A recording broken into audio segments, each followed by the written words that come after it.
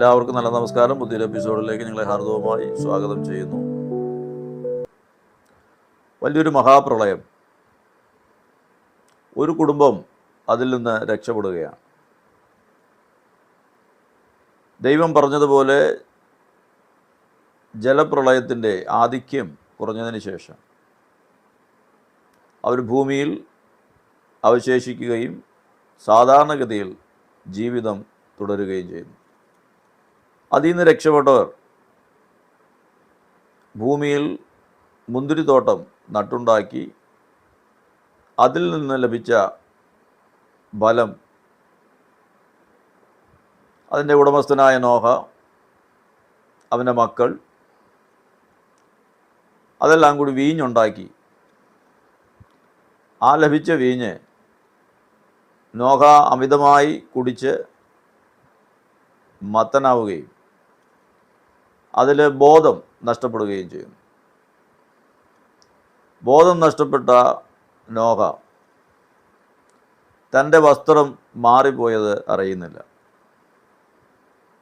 ഈ നോഹ എന്ന് പറയുന്ന നീതിമാന് 3 മക്കളുണ്ട്. ആ 3 മക്കളിൽ രണ്ടാമനായ ഹാം ഭവനത്തിലേക്ക് കയറി വരുന്ന സമയത്ത്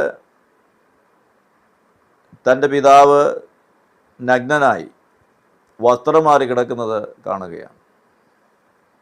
ഇത് കണ്ട മകൻ പുറത്തിറങ്ങി വന്ന് തൻ്റെ സഹോദരങ്ങളോട് ഈ വസ്തുത അറിയിക്കും. അറിയിച്ച വസ്തുത, അപ്പൻ വസ്ത്രം മാറി നഗ്നനായി കിടക്കുന്നു എന്നത്. ഇത് കേട്ട മറ്റ് 2 സഹോദരങ്ങൾക്ക് വിഷമം തോന്നി.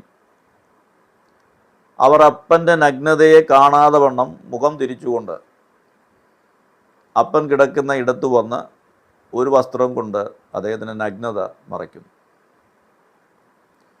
ഇവിടെ 2 കൂട്ടം ആൾക്കാരെ കാണാൻ സാധിക്കുന്നു. ഒന്ന്, തനിക്ക് വേണ്ടപ്പെട്ടവരെ പരിപാലിക്കുന്നവർ, സംരക്ഷിക്കുന്നവർ. മറ്റൊരു തലത്തിൽ തനിക്ക് വേണ്ടപ്പെട്ടവരുടെ നഗ്നതയെ, വന്നുപോയ വീഴ്ചയെ അപഹസിക്കുന്നവർ.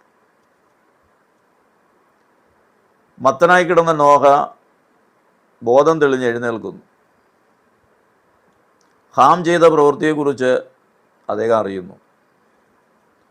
അദ്ദേഹത്തിന് വല്ലാത്ത പ്രയാസവും കോപവും ഉണ്ടാകുന്നു. തനിക്കുണ്ടായ വീഴ്ചയെ അത് പരിഹരിക്കേണ്ടതിന് പകരം മറ്റു മക്കളോട് ചെന്ന് പറയുക മാത്രമല്ല, അത് പരിഹസിക്കുകയും ചെയ്തു. പിതാവിൻ്റെ നഗ്നതയെ അവഹേളിച്ച ഹാമിനോട് അദ്ദേഹത്തിന് വല്ലാത്ത പ്രയാസം തോന്നി.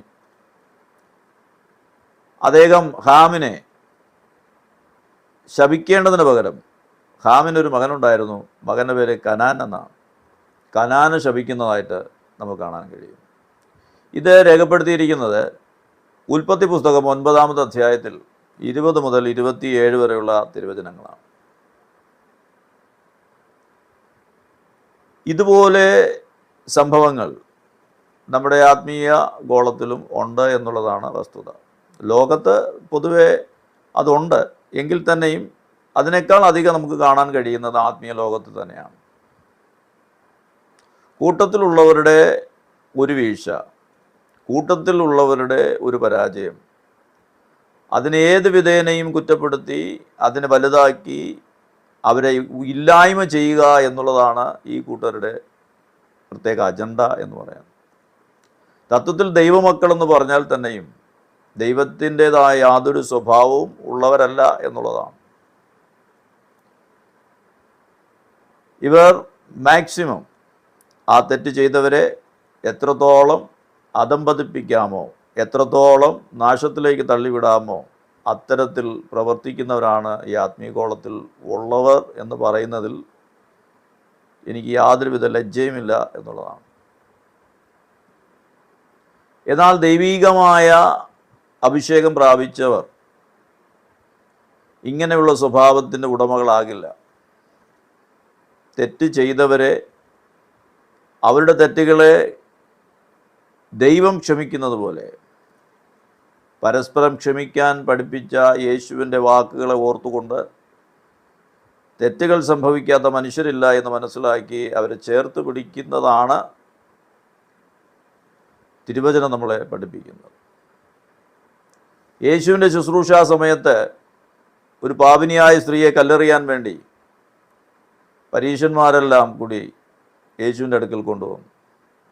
യേശുവിനോട് പറഞ്ഞു, ഇവൾ ചെയ്ത തെറ്റിന് മോശ ഞങ്ങളോട് പറഞ്ഞിരിക്കുന്നത് കല്ലെറിഞ്ഞു കൊല്ലാനാണ്. ഗുരുവിൻ്റെ അഭിപ്രായം എന്താണെന്ന് ചോദിച്ചു.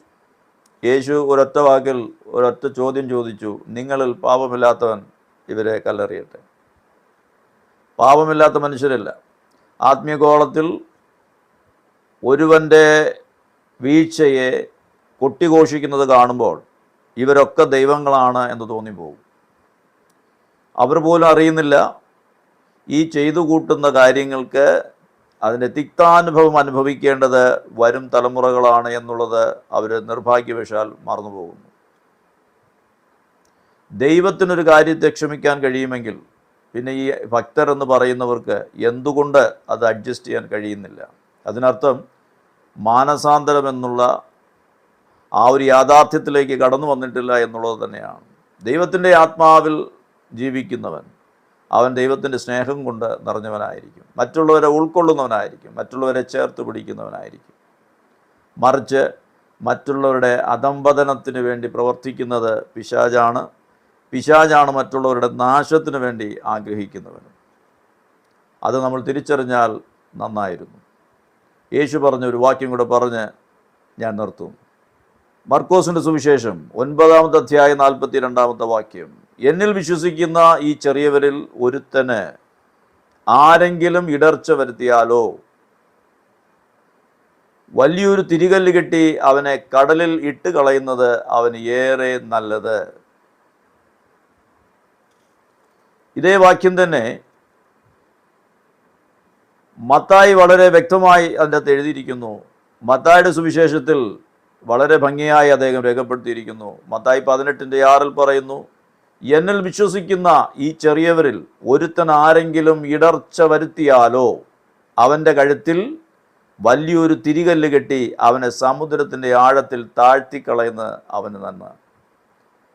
ഇടർച്ച വരുന്നത് അസാധ്യം തന്നെയാണ്. എന്നാൽ ഇടർച്ച വരുത്തുന്നവന് അയ്യോ കഷ്ടം എന്നാണ് യേശു പഠിപ്പിച്ചത്.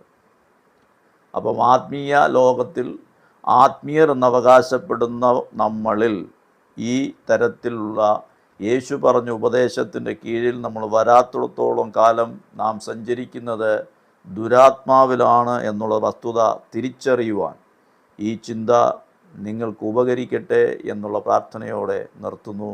ദൈവമായ കർത്താവ് നമ്മളെ സഹായിക്കുമാറാകട്ടെ.